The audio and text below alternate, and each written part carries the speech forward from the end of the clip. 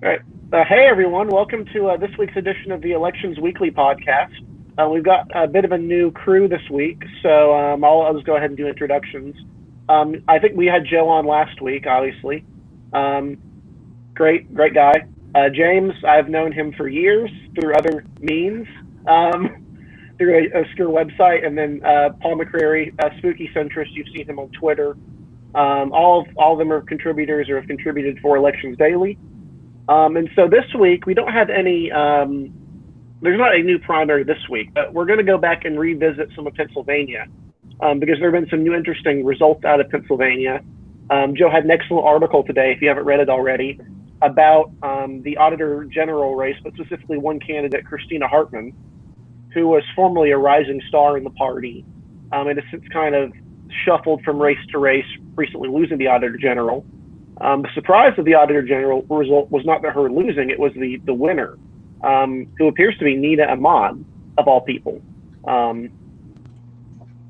Yeah, and there's a lot of things to me that don't make sense in this victory, because the nominating Ahmad for this race and this seat is something that you usually see, and the type of way that she does her politics is usually something that we'd see from the Republicans in a seat like this, not Democrats. One of the reasons why Democrats have had such a strong bench in Pennsylvania for the last decade and a half is because they've been able to take these row office seats. Now the new Pennsylvania 10th district nominee is Eugene DePasquale, the current Auditor General. Bob Casey Jr., the current Democratic senator, got his start in the row offices. Likely 2022 governor nominee on the Dem side, Josh Shapiro, has gotten his start through the row offices by being Auditor General, and he'll probably be the one who's who's going to be the governor nominee. So this is something that Democrats have been really, really good at throughout the past couple of years. Ahmed doesn't really fit those descriptions. Compared to the talent they had, especially I think in Michael Lamb. Michael Lamb, who's a controller from Pittsburgh, had everything that Democrats have usually done in these races in Pennsylvania. Experience with the area that the row office will deal with, from a good area that can get flip voters and moderates, and also someone who has won elections before in areas, and also who could probably turn this seat into something against the Republicans. Ahmad doesn't fit any of those descriptions. She had little to no endorsements, if I'm correct. I think her most popular, biggest endorsement came from State Senator Katie Muth, who flipped the Republican seat in those Collier County areas in 2018. And she touts on her website that she's a deputy mayor of Pennsylvania and of Philadelphia. And the fact that she does that, is area to why she's best fit for this seat. But, and this is really interesting to me, the mayor of Philadelphia, her supposed boss, did not endorse her. He endorsed Michael Lamb. Not only that, but I know, Eric, I see you're on the site here. If you go up to the map and you click on the counties here, and you go up to the big map Pennsylvania, you click on the counties here, you'll see here eventually that if you can go to Philadelphia and Delaware counties, you'll see that she got a lesser share of the vote in Philadelphia County. 69% of the vote. And in Delaware County, she got 70% of the vote. She got a bigger percentage of the voted in Delaware County than she did in her home county of Philadelphia. Which that's something that's, almost unprecedented. And for those who aren't quite acquainted with Philadelphia politics, some of the two counties you think about when you think of suburban, kind of white, upper class areas are Montgomery County, Montco, and Delaware County, Delco. There's also Chester. There's also Bucks. The Bucks has a little bit more of a working class component, and Chester doesn't exactly border the city. But those two counties, Delaware and Montco, used to be staunchly Republican, rock-driven Republican. I believe Delaware County even had a Republican majority on the county commission until fairly recently. Until 2012, yes. Yeah, and then Chester flipped recently from Republican to Democrat in terms of that. Montgomery County, I think it was the only county to vote against Bob Casey in one of his later re-election races, to give you an idea of just how Republican this area was. Now, if you're a Republican here, not only are you losing those races, they're voting for people like Nina Ahmad, who is a progressive, like a very progressive, left of center, anti-establishment Democrat, not the Michael Lamb, who's the moderate sort of candidate who would have been more appealing in the traditional Bob Casey mold or something along that line. And before, I know someone who's watching this or who will watch this will probably bring this up. I know that Josh Shapiro is from Montgomery County, but he's from a Montgomery County time period where they're not nearly as left as they are now. For someone from Philadelphia County and someone this abashedly progressive to win a nomination in a row office, in a rate, not only that, but in an open row office seat, in a presidential election year is something that is unheard of in Democratic in Pennsylvania, and it's in my opinion, it's a big mistake. It's a huge mistake because the Republican nominee Timothy DeFore is a legitimately strong nominee. He will probably be one of the strongest Republicans on those statewide races this year. All of them, and I'm including President in that, because he's an African American. He's an elected countywide controller in Dauphin County, which is a pretty typical, sometimes swingy, tilting blue county. He's very good connections in South Central Pennsylvania, which he will overperform in, by the way. And now you lose Lamb, who would have done a lot better in those Allegheny, Collier counties, those southwestern Pennsylvania counties, and I would almost argue definitely northeastern Pennsylvania counties as well. You got your Monroe and your Luzernes and even your Lackawannas up there. I would bet you heavily that Lamb would have done better up there than what Ahmad will do.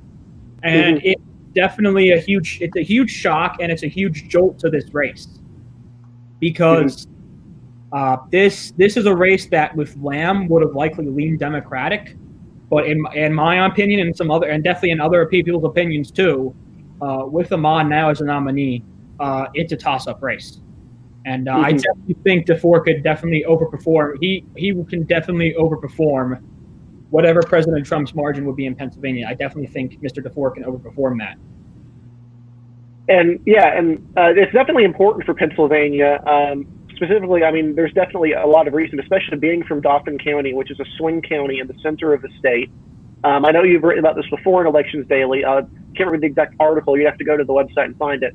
But how central Pennsylvania is going to be the most important of the, or one of the most important parts of the state in terms of population, in terms of politics, because it's one of the few areas that's more politically malleable at this point.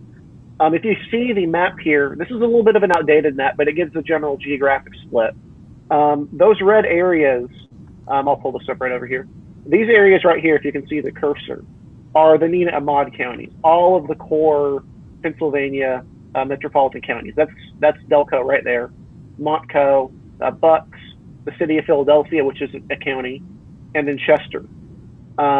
Whereas you see Michael Lamb did extraordinarily well in the Pittsburgh area because he is from Pittsburgh. There's a lot of a regional divide in Philadelphia politics still. Yeah, and you can definitely, I think you saw all that yellow there on that map. That is H. Scott Conklin. He is a state rep from Center County, and you can see he took up a lot of those kind of central Pennsylvania area Democratic votes because he is from Center County, and he's been a well-known figure in that area's politics for years as a Democrat, even though as Democrats have more and more gone away in those areas. He got around 8-9% of the vote. Lamb's losing by about 5 right now. So if you look at those areas and you look at what those areas talk about, and what their politics are, I think there's definitely an argument can be made that Lamb probably lost votes there from those areas. That he probably would have won those areas without Conklin being in the race. And there's a lot more, and you could also argue very easily that in a one-on-one race, Ahmad would have won.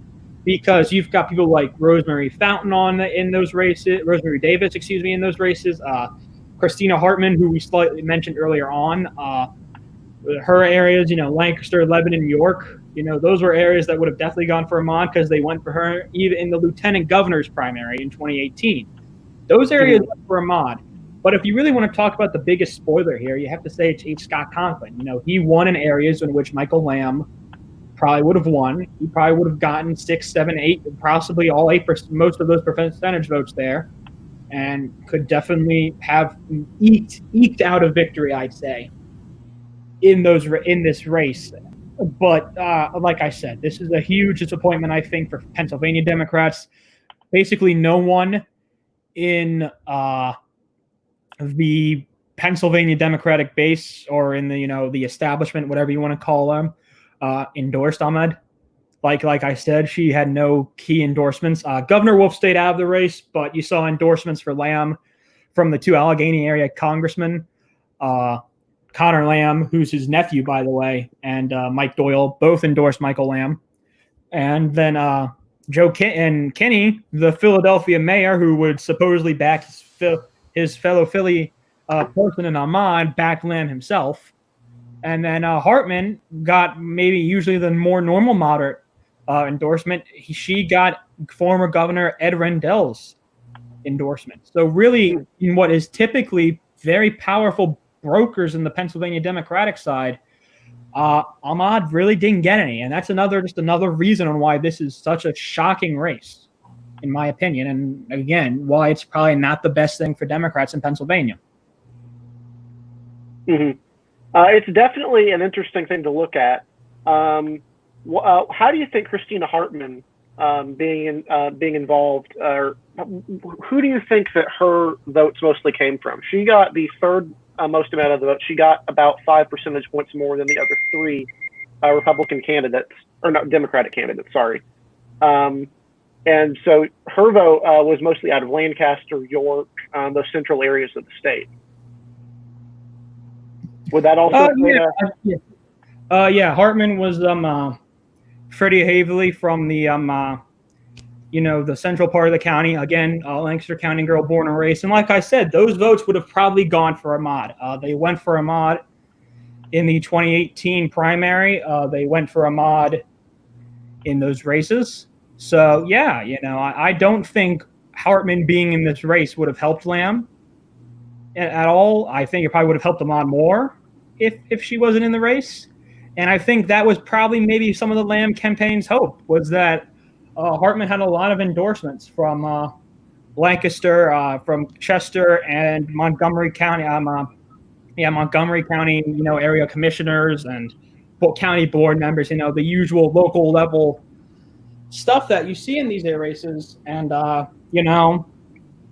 it's really surprising today, again, to see that really, especially Montgomery County, it didn't help at all. If you see the margins in Montgomery County, it didn't help at all. Yeah. And so that's definitely going to be something to look out for. And it's not a death sentence for Democrats in that race. Ahmad is not a Heath Ellison level recruiting fail. And even Ellison managed to win his race by a large margin. He was generally deemed to be a weaker candidate. Ahmad is not in that same sort of situation exactly.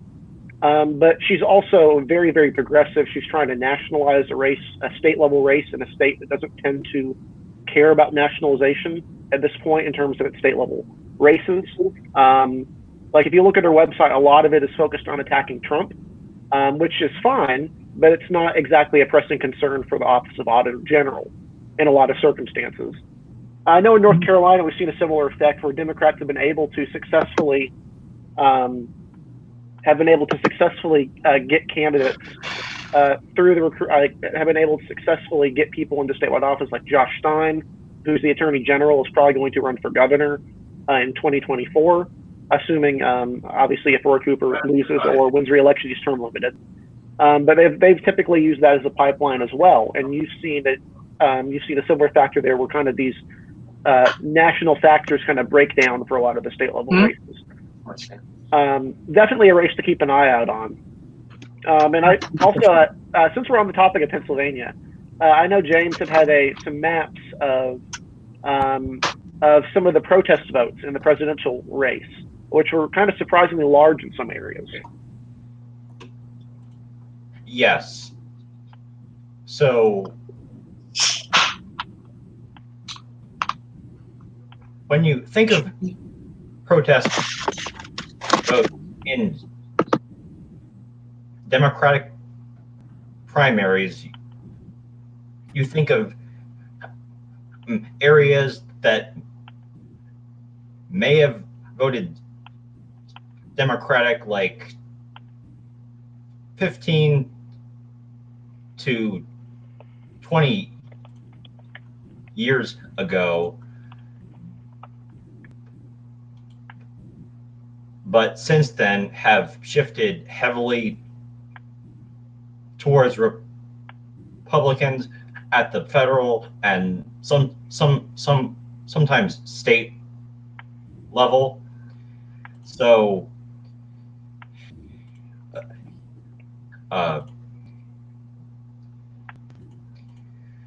so in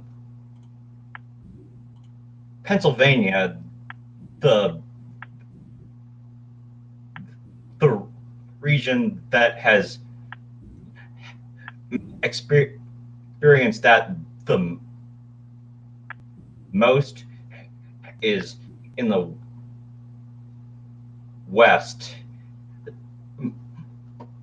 more specifically the southwest counties outside of Allegheny County. I'm gonna try to pull it up here.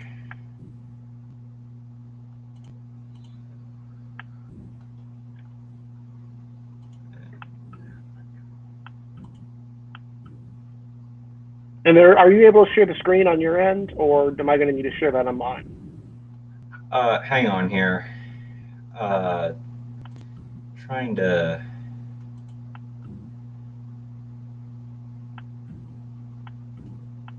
I think I'll have to reload my page here, so be right back.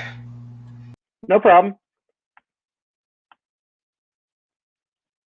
So the Pennsylvania stuff he's talking about is we've actually seen some presidential primary results that have been surprising. If you look at, for example, another state like Indiana, for example, Hamilton County saw a large protest vote against Donald Trump. Hamilton is a suburban county north of Indianapolis. It's a county that's trended Democratic over the last few years, even though there's still a sizable Republican majority. This is a different scenario, though, as the map will show over here.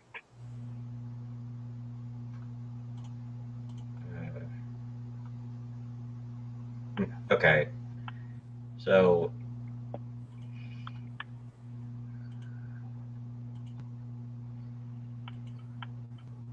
here we go. Can you see it here? There we go. Yep, I can see it. Okay, so essentially, results are still coming in.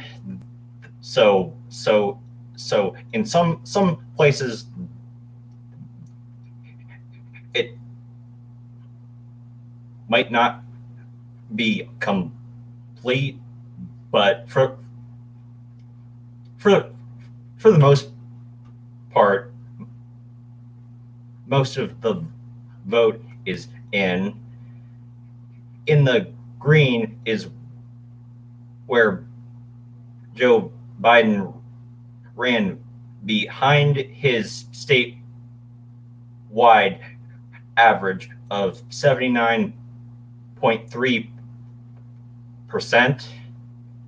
Now, largely he ran close to that state wide, even in the aforementioned southwest, which especially wasn't very favorable to Democrats such as Obama. Mm-hmm. So there could be some room for Joe Biden to improve around here, but just a state of caution that primary results don't always mean anything for the general. Now,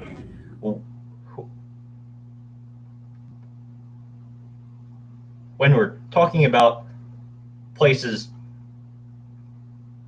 where there were a lot of protest votes, there's this county here, Cameron. It's a largely rural county that actually has been pretty historically Republican, hasn't voted for a Democrat for president since 1964. Mm-hmm. And that was the infamous landslide against Barry Goldwater, where he did very poorly in a slew of traditionally Republican areas. And so maybe if Joe was here, he could help me out. But until recently, Cameron had a Democratic majority county commission. Mm-hmm. I honestly don't know how they held on this long, but if the amount of protest votes there are any indication, there's still a lot of registered Democrats who maybe vote in Democratic primaries for state or local elections, but are functionally Republicans at the federal level. Mm-hmm. And that's what's truly shocking about this is it's incredible to see even in a county like that it gave Obama 58% of the vote, or it gave McCain 58% of the vote in 2008. Moved to 39% for Obama. That was the best Democratic performance there they've seen, really, if you count out the third party voters in the 90s. So Obama did pretty well there. Trump got 71% of the vote. The fact that you're seeing even 25 to 30% of voters in that area that are Democrats voting for a candidate that's not the only Democrat still in the race, Joe Biden, doesn't inspire a whole lot of confidence as to the satisfaction Democrats are feeling with their own party in that district. I'll let kind of Joe take over here in a second, but one thing that I've noticed with this map, specifically, go back there. One thing that I've noticed specifically, so most of the center of the state is rural. I've heard Pennsylvania described as basically you have two liberal cities. You have Pittsburgh and you have Philadelphia. and then everything in between is Kentucky. That kind of draws into that idea. Is that an accurate description? Kentucky has been brought up. Oh, boy. But in terms of like the level of there's a lot of people in that area who have been happy to vote for Democrats for local offices, even if they've turned their backs on the party nationally. Seeing that amount of swing there is definitely surprising. Is there anything specific about Cameron County that would lend itself to be so radically anti-Biden? I mean, I think even Tulsi Gabbard was winning 5 to 10% of the vote in some of those counties, which is kind of remarkable. Yeah, and these are areas that in a different time were definitely more favorable to Democrats. There was definitely a time in those we call them the T counties. It kind of knocks out any of suburbia a little bit, ends at Lancaster on one side and ends kind of outside of Westmoreland on the other. From Erie, kind of curls on down outside of the collar counties of those two suburban areas there. That's what the T is. Those were definitely once areas that were more prone to, Democrats at a certain point. Even still, some of those areas in their state house seats have had Democrats there. And that's kind of part of the issue now for Democrats wanting to try and take back the state house in 2020, excuse me. Because this is a really big issue for them, because they have to likely fight against two likely Republican flips in the T from old school Democratic House seats who representatives are decided that 2020 is the year they're going to retire. So, it's the seats like those that, even though, hey, they've got all these, seats in Bucks and, even some still in Chester that maybe they can flip still, that, maybe they can knock off these incumbents. But they're going to have to already win double-digit seats in 2020 to do that.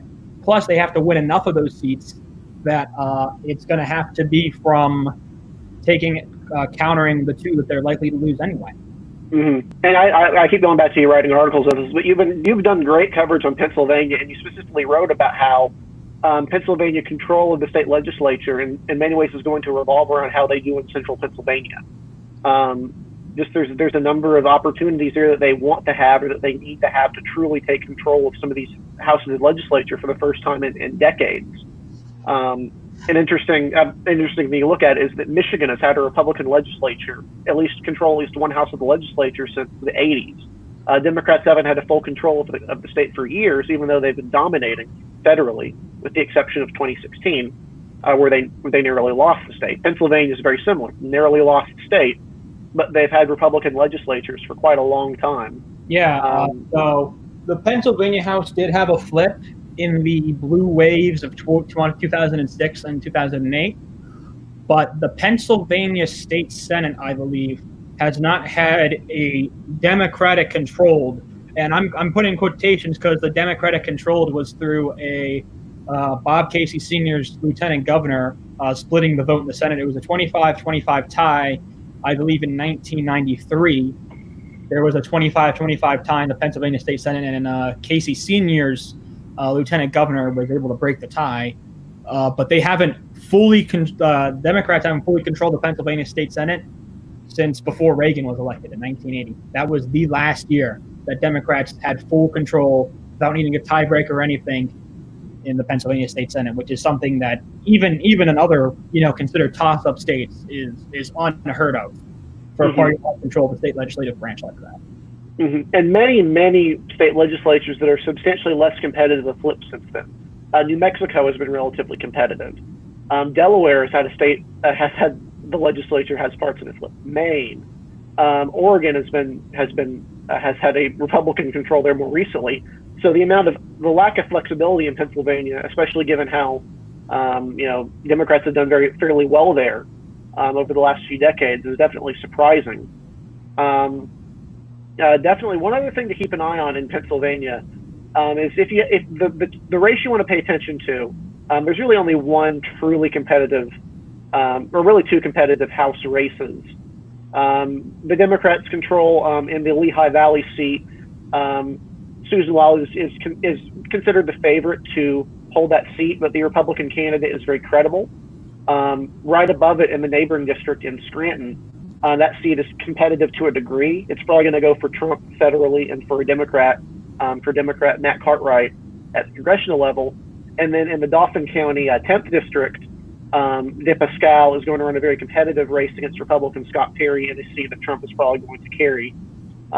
So keep an eye on Pennsylvania, not just at the federal level, but to see kind of how these trends kind of impact the down ballot. Yeah. Oh, yeah. And I think you saw on that map, Lancaster County had a weird amount of anti-Biden supporters. I think only 66% of the county or 67% of the county went for Biden. In the end, there's definitely an issue that Democrats have had, and I kind of briefly went over that in my latest article that went out on Elections Daily today. That went out there today. So one of the biggest surprises was that progressives in Lancaster City especially have kind of taken control of the Democratic Party in the area in certain areas. The whole entire grassroots for Democrats isn't through the moderates. It's through this progressive organization called Lancaster Stands Up, who have gone very, very hard for Bernie Sanders throughout the entire last 4 years. They've gone hard for progressives. And that's kind of been an issue in Lancaster County as they've seen the trends and they're trying to slowly assert their dominance, and it's definitely hurt them in certain areas. Progressive candidates have beaten out more moderate candidates in different races where you would maybe think the more moderate candidate would do a better job of drawing out more voters. There's been issues within the Lancaster Democratic County Party with the Lancaster County Democratic Party with that, kind of trying to balance that because they kind of went a little overboard and they very much heavily relied on this Lancaster Stands Up group post 2016 in a time where they probably do need a more moderate force, coming out there and leading them. Where if you want to get those Lancaster City suburbs in, which is the area that's really starting to turn blue a little bit, your Manheim townships and your Landisville areas, areas like that, which are kind of starting to, not be as solid red as they once were. Where you can get more, where you can compete for House seats and even Senate seats maybe. In the long run, they've had their issues with that. So that's part of why you've got that problem right there. Yeah, and for some perspective on Lancaster County, I know a lot of people only know Lancaster County for the Amish. Lancaster, sorry. Not Lancaster. That's the British. Lancaster. Most people know it if they've heard of it outside of Pennsylvania. Probably think of it as Amish country, and that really doesn't describe the county. It's a large county, over 500,000 people. It's an urban, increasingly growing urban area. Democrats saw a substantial improvement on their vote total. This is a county that traditionally went 65 to 70% for Republicans or above, but from 2004 to 2008, they turned this from a county that Bush got 66% of the vote in to one he got 55% of the vote in. So understandably, Democrats were convinced that they could flip this county relatively quickly. What's been the opposite of what they wanted is that their share of the vote has actually declined in the last three elections. They went from 43% in 2008 to 40% in 2012, and they went down to 37% in 2016. That's not what you want to see. And we'll need to see how that shifts because the progressive support is definitely not where the voters of the county are at yet, by any means. And honestly, it probably will never be where the county as a whole is going to be. So, unless, it has to be a continually going, trend, and that's not how trends work. They never do work like that. So the county will never be blue enough for them to really kind of get behind what these progressives are going for. So Joe can correct me if I'm wrong, but I believe that the city of Lancaster and the suburbs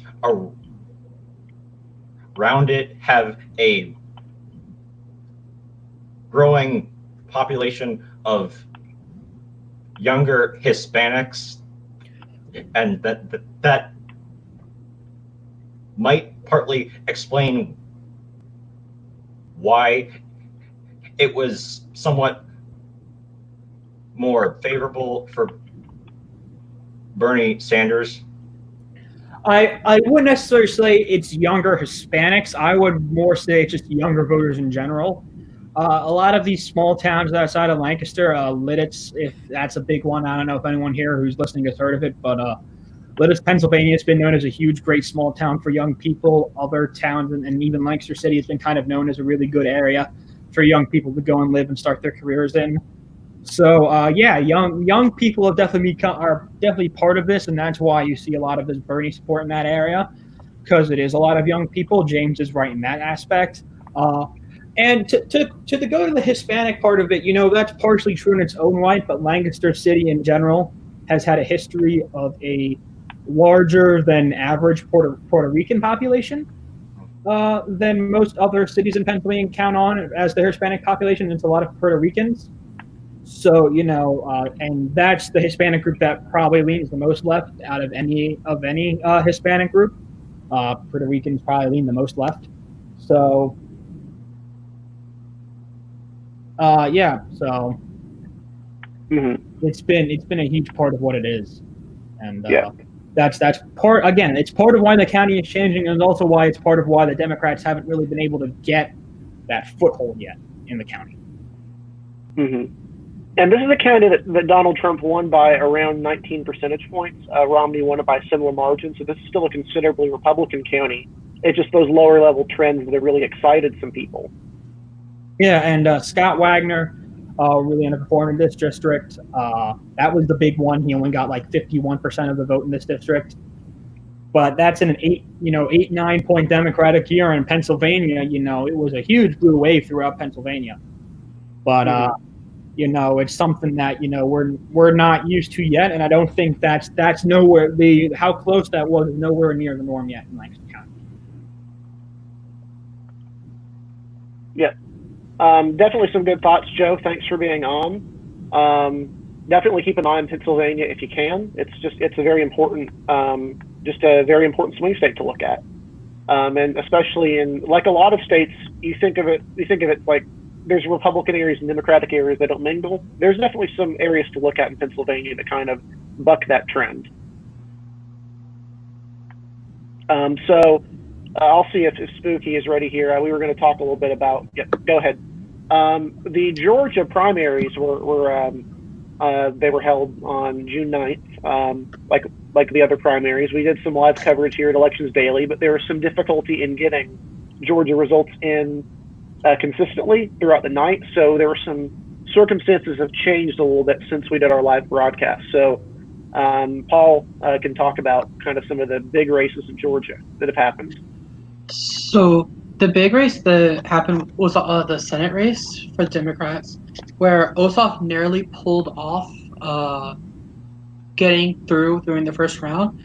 And a large part of this, I believe, came from the fact that he was in the Georgia 6 special race. If you look at a map of all of the counties that he had a majority, I think all but like 2 or 3 were actually within the Atlanta media market, which was saturated pretty much with Ossoff ads a couple of years ago. So I think he definitely benefited from that. And due to some of the issues in Fulton County with the voting and all that, I took some look into it, and so Ossoff got 53% of the election day vote there. So it seems like the issues in Georgia could have actually almost swayed the election, if that makes sense. Oh wow! Yeah, because for those who haven't taken a look out on this, Georgia has. Jon Ossoff was expected to be the nominee in the race in the end, but it wasn't sure whether or not he would win outright last night. Earlier in the night, it didn't seem apparent that he had the majority of the votes, but now the votes have come in specifically from the Atlanta area. A lot of these areas are having difficulty getting votes in on time or getting votes through in a timely manner. And he actually has a majority of the vote in the Senate primary, meaning that he has advanced to the general election without needing a runoff race. See if I can pull up the results here real quick. Because Georgia in particular, we've talked about this before on Elections Daily and also on the Map Room. is a state to look at because it's an example of how Republicans have been tending to underperform lately in some of the suburbs. They've done pretty poorly in DeKalb and Fulton, even more than usual in those two counties. But they've also seen substantial declines in Gwinnett County and in Cobb County, all of which are important counties to keep an eye on because these are counties that, up until a few years ago, consistently gave Republicans a vast majority of the vote. So go ahead up here and pull up the Senate vote, because the Senate, this is probably the biggest race last night. So you can see here that Jon Ossoff has right now, with 98% of precincts reporting, has 51.3% of the vote and has won every county in the Atlanta media area that remotely touched it, and has won most of downstate except for a few scattered areas. It's definitely a good performance for Ossoff, right? Oh yeah, it's definitely a good performance. What I did take note of when I was going through the results on Tuesday is quite literally, like, if you go through the Atlanta market, and I've mapped out the markets to figure out where it is, and like the moment you touch outside the market, he went from a majority in those counties to a plurality. And if you look at most of like the southern counties, oh wow, yeah, you're right. He literally was hitting 20, 30, 40%. In the very southern counties, actually, on the Georgia-Florida border, I think it's Lowndes County, which is home to Valdosta. I mean, no one even hit 20%. So Ossoff did good in the Atlanta market, which is why I think he won. And I always thought he would have that advantage. But when you went to downstate, it just wasn't as strong as I think people were expecting. Yeah, people thought Teresa Tomlinson would be a credible candidate because of support from downstate. She is the mayor of Columbus, Georgia, if I recall right.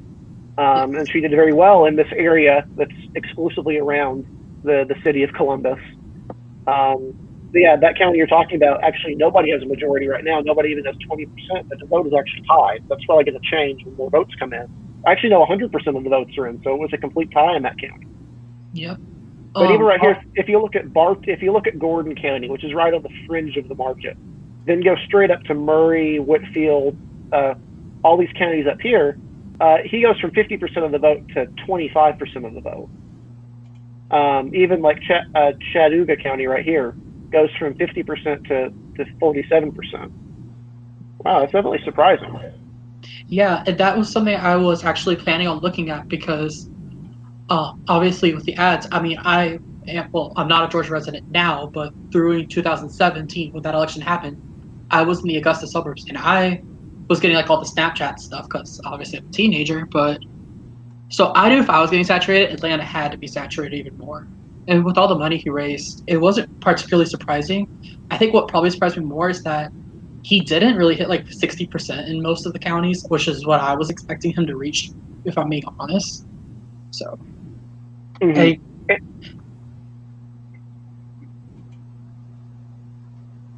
ahead. So I think that what almost cost him the runoff was he did fine outside the Atlanta market, like the Atlanta area, but I think he underperformed expectations, at least to me personally, for what I was thinking in Atlanta. Oh, interesting, because he just did better than you expected in the South, but a little bit less than you expected overwhelmingly in the Atlanta area. Yeah, if you go to Fulton County, for example, which I know Sarah Miko, she's from the Atlanta area, if I recall correctly. But Teresa Tomlinson seems to be like the second choice, so I think she may have gotten a little bit of progressive vote in the Atlanta areas, which I think may have hurt him. When I was looking at a precinct breakdown of Fulton County, like in northern Fulton County, which is a part of the 6th district, he was hitting 65, 66, 72%. Then when I hit the southern part, he was getting 50%. He lost a couple precincts even to Teresa Tomlinson, which I found personally to be very surprising. Yeah, because he had the endorsement of, obviously he's well known in the region. He ran infamously in the Georgia 6th Congressional District special election, the most expensive special election in U.S. history at the time. I don't know if it's been surpassed yet. But he is well known in the Atlanta area. He had the endorsement of John Lewis, the venerable congressman, former civil rights activist from Atlanta. So basically had all the Atlanta support. Teresa Tomlinson's from downstate. She had some progressive endorsements. But I think people, so it is interesting, is most people expected it to go to a runoff and then he would defeat her pretty considerably in the runoff. But they managed to avert that entirely, which is probably good news for the state Democratic Party, similar to how Nancy Mace avoiding a runoff in South Carolina's 1st congressional district was good news for the Republicans in that district. I do agree. And to your earlier point about the counties, like how they're shifting blue, I wrote down like the party breakdown for like 2016, for example, in Gwinnett County. Clinton won it by 6. Then in the 2018 primary, which featured competitive primaries on both sides, Democrats outvoted Republicans by 6 points as well. And in 2020, which I guess probably would not be a fair comparison because there were no competitive Republicans except for the part that's in the 7th district, Democrats, as of right now, have outvoted Republicans by a margin of 65 to 35, which is quite considerable. But I still would say Republicans did not have that many competitive races, so that could have played a minor factor.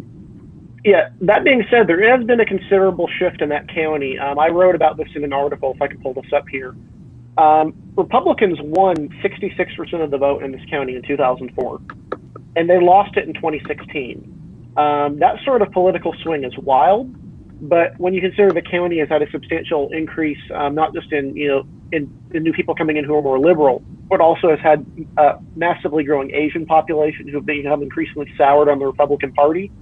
You had an increasing Hispanic population, increasing Black population. It's now a majority minority county. And the 7th is a majority minority congressional district. It's only 45% white. Republicans managed to hold it for a while, obviously because of their strong support from white voters and probably residual from the rest of the district. This time, the 7th is a prime pickup opportunity for Democrats.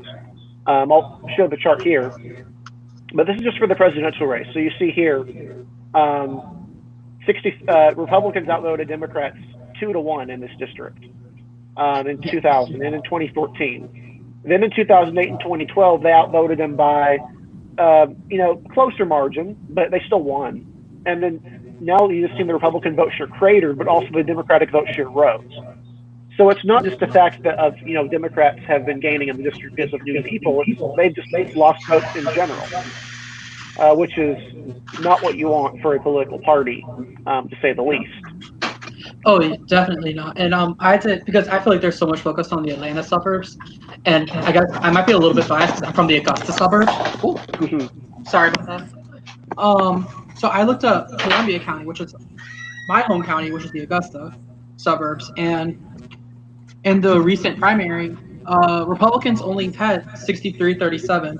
But what's kind of significant about that is before Trump, Republicans regularly were getting over 70% in every single election. And at one point in the 90s, Columbia County was actually one of the most Republican counties in the state. So. Wow. Rather changes in Georgia. That we've just seen. If you pay attention to Georgia, you have probably noticed these changes. I've written about it. Others have written about it. Kraz wrote about it. So yeah, it's definitely been sharp, and we'll have to see how it goes in November. It's projected to be a swingy state, a competitive state, if not, the closest state in the country. Still a pretty competitive state to look for. So yeah, definitely one to keep an eye out for. And so I think I was going to go over. I guess I'll do a little bit of a plug here. We just put an episode out of. Oops. Oh, I'm going to go ahead and here we go. So we just put out an episode. Oops, where's that coming from? So we just put an episode out of the Map Room on Old Bull TV, where me and two other contributors at Elections Daily, Jared Stone and Nick Morris, discuss the state of Arizona, which is an increasingly competitive state. It's definitely good to watch if you're interested in politics just in general, but also in the swingy competitive nature of Arizona at this point. You've seen similar suburban shifts in those two districts. It's really an interesting state, and it's really interesting to watch, and you should go watch it. I'll put the link in the comments below. But we're going to definitely cover more of Arizona next week at Elections Daily. We've got several very good articles coming out about the state of Arizona. Along with Georgia, it's one of the key states where Democrats are hoping to flip away from the Republican Party. But yeah, definitely to keep an eye out, or definitely a state to keep an eye out on, to be sure.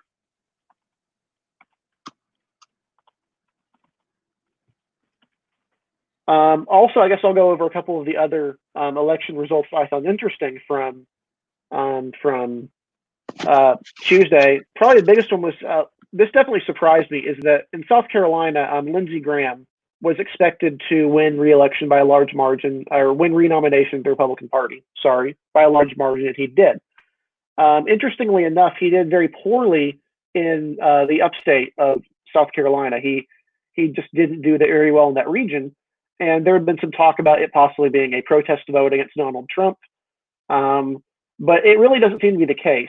So if you actually look at the way the counties have voted, or the way that Lindsey Graham support has been in that portion of the state, he's always done pretty poorly in upstate South Carolina. So I'll go ahead and pull this up right here.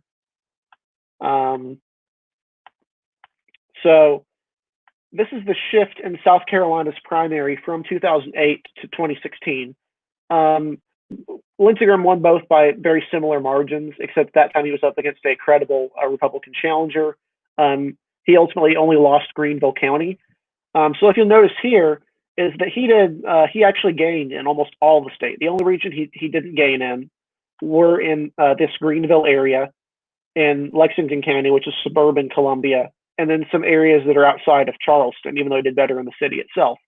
The reason for this apparently is that Greenville and Spartanburg have a considerable population of religious voters who have been religious social conservatives, deep red conservatives who have been just not been happy with Lindsey Graham and how he's voted for the last decade or his entire career. So the vote this time, I looked at the precincts. The protest vote was not coming from the cities. It was coming from the rural areas. The candidate that did very well in this region this time was from Pickens County, graduate of Clemson. So reasonably well known in the area, did better than you'd expect in that region. South Carolina is considered by some to have a competitive Senate race. I don't believe that Senate race is competitive at this point. But that's one thing. If you hear people talking about underperformance in South Carolina, take it with a little bit of a grain of salt. It's not quite to that level yet, especially the protest vote just didn't seem to coalesce. So unless anyone else has anything else to go over here, I think we may just call it a wrap a little bit early today. It's definitely been a good broadcast. Thanks for being on, Joe, James, Paul. Really good analysis. Keep an eye on Georgia. Keep an eye on Pennsylvania for 2020. And we'll see you next week on the next episode of Elections Weekly.